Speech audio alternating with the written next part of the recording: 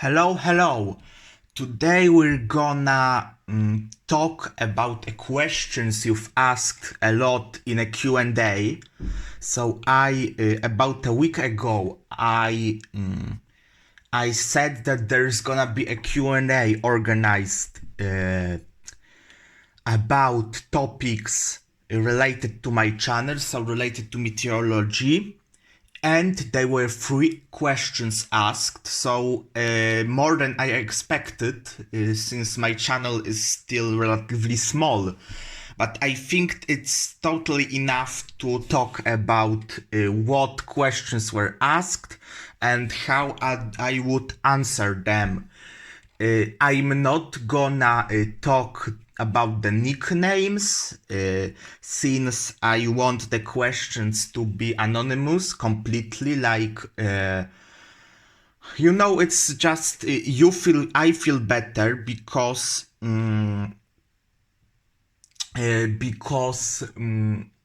I don't have I don't have an obligation to try to I just feel better when I don't read nicknames on YouTube, especially because I can say them wrong otherwise than intended by someone who created them. But it's not the only thing. I think that some people may be ashamed to ask questions when they know they gonna be directly mentioned. So when I'm gonna organize the next Q&As, I think that it just everyone would feel better if I just don't mention who asked the certain question. And the second thing is that just like as I said, they will gonna probably be another Q&As. Almost certainly they are gonna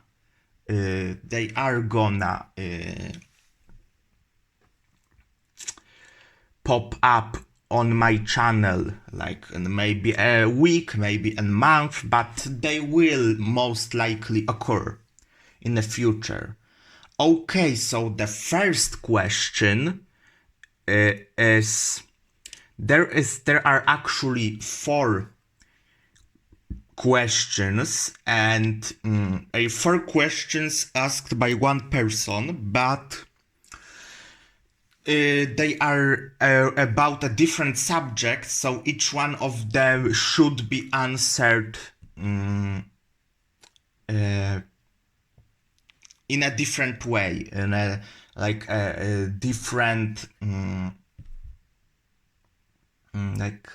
the different set of thoughts maybe assigned to each one of them. It's not like they all can be answered in just one sentence or a one. They are just about different topics. Okay, so the first question is, can you tell something about small amount of thunderstorms in Arctic Circle comparing to other places in the world? Why is that? Okay, so I wanna say that I won't be referring directly to an Arctic Circle, because all it means is that north of this line or south of this line, when we're talking about southern hemisphere, there is at least one day of the year when the sun never sets in a summer of the assigned hemisphere, or opposite, when the sun never sets. So it's all that defines the Arctic Circle, and therefore it's an astronomical subject. It's not directly related to meteorology, so I'm not gonna talk especially about Arctic Circle. We're gonna talk about higher versus lower latitudes. in more general terms, we're not gonna refer directly to an astronomical concept such as Arctic Circle. We're gonna talk about how the latitude affects the climatology of a particular place. Okay, so basically it's absolutely true that closer to the pole, there are gonna be less thunderstorms on average than closer to the equator. And it's because a thunderstorm needs heat. So basically an energy cannot be created and cannot be destroyed. And energy is anything that is able to push, pull, or move any object, from small like particles to large like an animal, a house, or a planet. And therefore, if you have a wind, if you have a hail, so something that is moving, if you have a rain, if you have a lightning that makes the air particles move really, really fastly, so it needs an energy. And as I said, energy cannot be created and it cannot be destroyed. So it must have some source.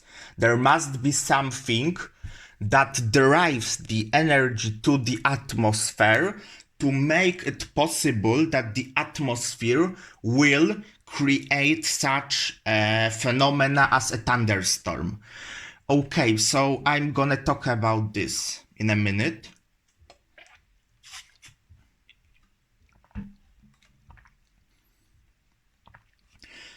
And a second thing that you must remember is that an air is very lightly heated by sunlight.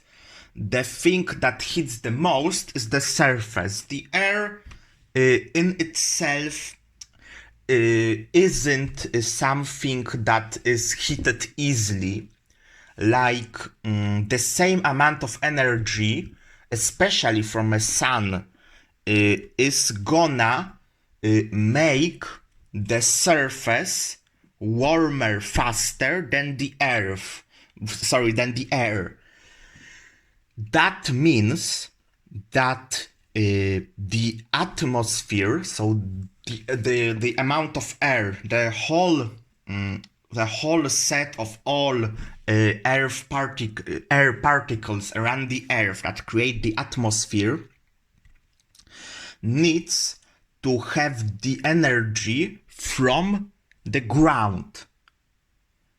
And if it's the energy from the heat that manifests itself as a temperature. So the warmer temperature, the larger average energy in a certain part of a matter, like of any object, like for example a ground in a particular area.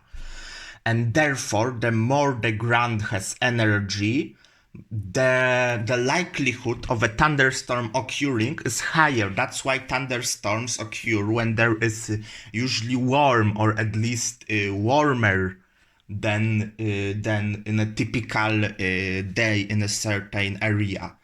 Because thunderstorms like energy, because they in itself are phenomena related to a whole amount of energy.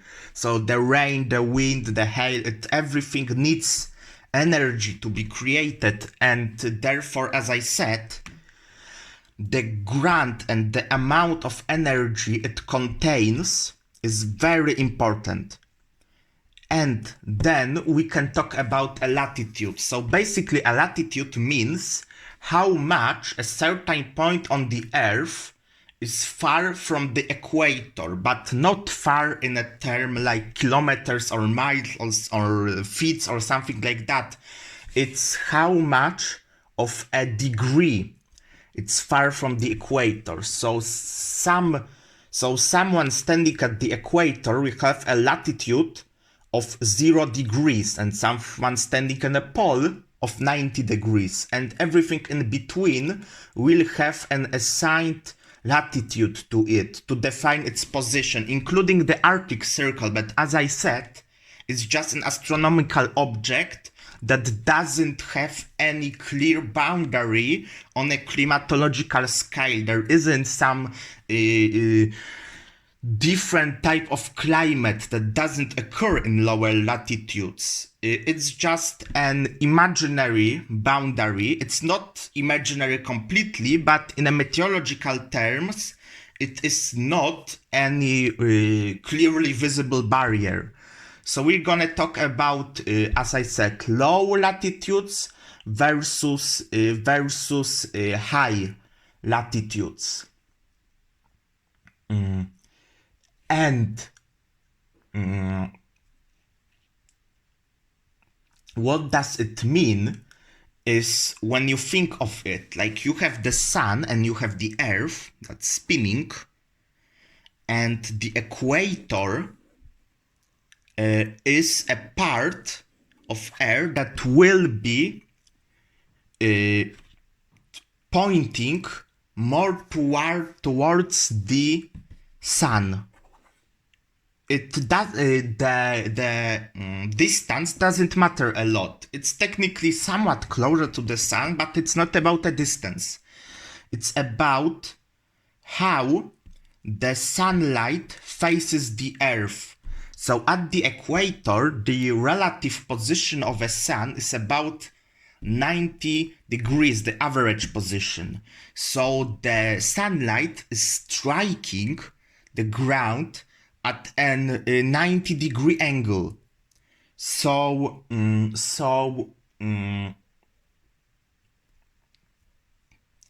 it means that a lot of the energy from the sun is actually distributed on a relatively small area. If you have a sunlight and you point it directly above something facing towards it, you will see that the flashlight,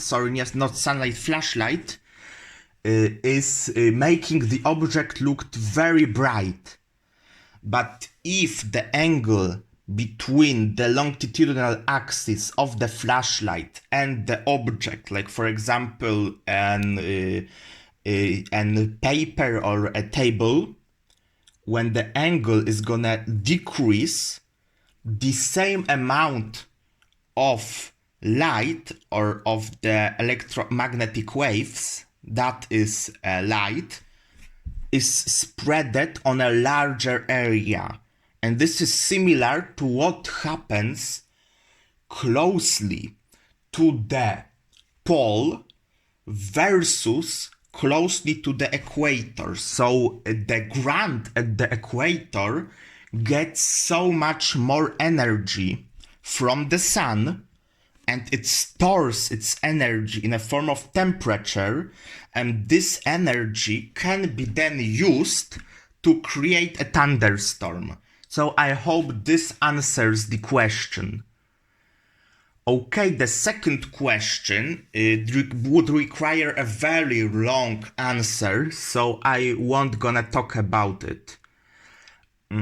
The third question also is very relative and too deep to talk about it in such format. But the fourth question is interesting.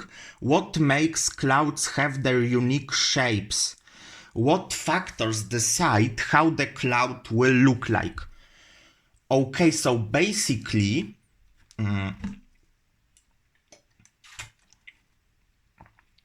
the air is a fluid.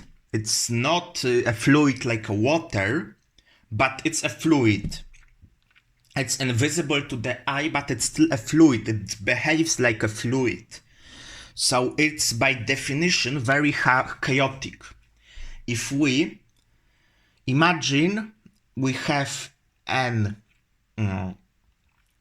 our hand, like we point to our hand towards something, and then we rotate our whole body, we feel the earth hitting our hand.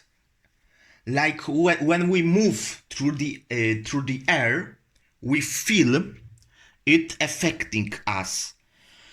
And if we affect the air affects us, that means we affect it also. It's the third law of motion by Newton.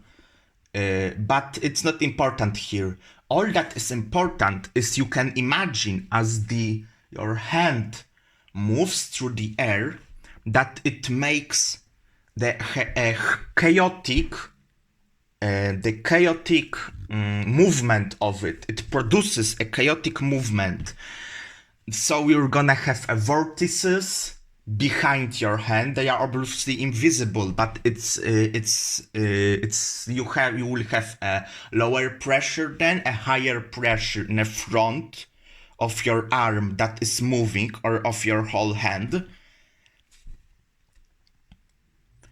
And it's very important to know this, because if you imagine that, you see how a small disturbance in an current's motion of the air particles is gonna spread and is gonna affect different particles, creating chaos that defines the whole atmosphere. So if, for example, air moves through a warmer area, as we said before, warm means energy that is transferred to the air and that must affect its movement. The same applies for a tree. If it moves past a tree, it will change the way it flows. And all this means is that the air, like any fluid that is in motion, will gonna be chaotic. And this chaos defines the whole atmosphere. So every cloud we look at will have the element of chaos in it. It doesn't work like a solid object that have its particular size and doesn't change much. We look at, like, for example, I'm looking at my mouse from my computer now, and I look at it and it doesn't change. But when you look at a cloud, we must remember that we're looking at a visible manifestation of a movement of a chaotic fluid. And the fluid will never, or nearly never, have the same way of flowing. Like, even with an analogy of our tree or any object or energy state of the atmosphere that changes the way the air moves, in any of this case, it will never be the same twice or anywhere in the future. So basically, when you're looking at a cloud, you're looking at an effect of thousands or millions of small fluctuations and a chaotic movement that cannot be predicted with a 100% accuracy. And therefore it should be obvious why they not only never look the same, but they take a lot of different shapes, because they are not a solid body. It is actually just a visible manifestation of a very extremely chaotic movement of a fluid that is an air. So I hope that answers your questions. Okay, question from another person. I have a question This topic is always important. How do you convince someone who believes that humans have no influence on global warming? I will not try to convince them since I'm not an expert on climatology. I prefer meteorology much more. But I will try just to make sure that they have a knowledge about what they are talking about. It's not about convincing someone, at least I can give them a knowledge that will make them understand the topic more. So if I met someone with this kind of approach to the world, to the modern problems, I would try to check and correct them if they're wrong, that they know what they are talking about, so that they know a difference between topics like, for example, the ozone layer and the greenhouse gases, because a lot of people don't know the difference even. Or, for example, effects of pollutants that affect our health, like, for example, emissions from chimneys that can be really toxic. And this is a different topic from a long-term dangers that come from the emissions of greenhouse gases. And a lot of people don't have an idea that they are completely different topics. So I would at least try to make sure the person knows what they are talking about.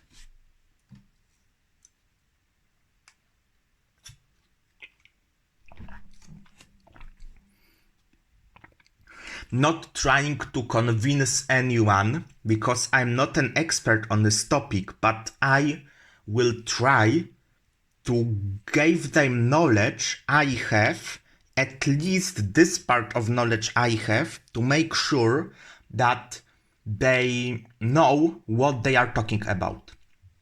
Okay, so the third question is, I'd like to, from another person, I'd like to ask about ball lightning. Do you think it's a real phenomena or just a fairy tale?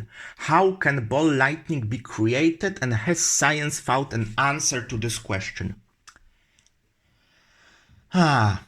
We don't know how it's created.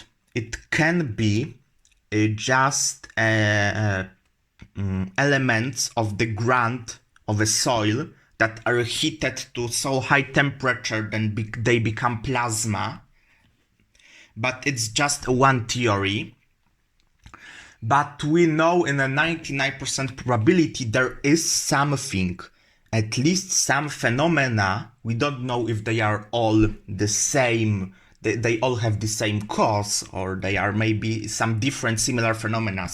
But we know that most likely something that can be called a ball lightning exists. It has been observed in the past using spectrometry, using many convincing eyewitnesses stories. So absolutely it exists. There is something that can be called a ball lightning, or some kind of phenomena associated with thunderstorms that we can't explain at the end, that manifests as a glowing ball of light.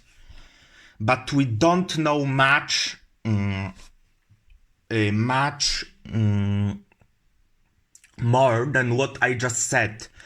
We don't know exactly what conditions are needed to create it. It's just a pure mystery to us. Okay, so that were 3 questions, and I'm very happy that I could make this video. There is gonna be another Q&A organized, so please in the comments try to ask some questions, because it really helps spread my knowledge to other people, and it helps me develop my knowledge. And I'm very, very happy that you take a part of this event. And as I said, they are gonna be Q&A in the futures. So bye bye.